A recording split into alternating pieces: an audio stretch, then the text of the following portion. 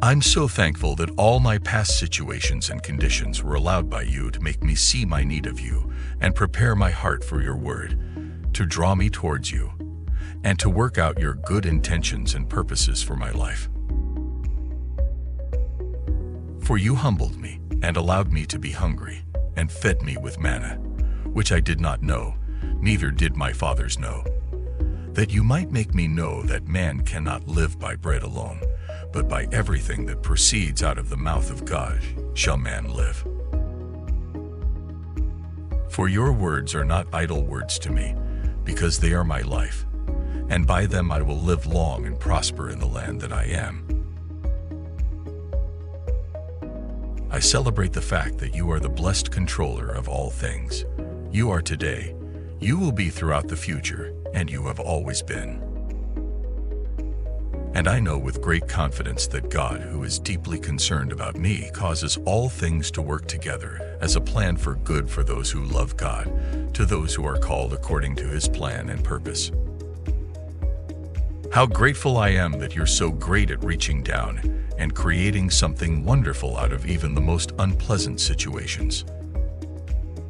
And I express gratitude to you for the things in my history that seem to be shortcomings, obstacles, abuses, struggles, my mistakes or brutality against me or from me. It is reassuring to know that in all my sorrows you were troubled.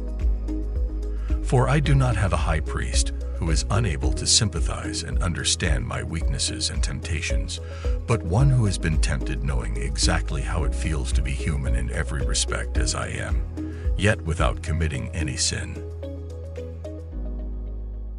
For this reason, you had to be made like me, fully human in every way, in order that you might become a merciful and faithful high priest in service to God, and that you might make atonement for my sins.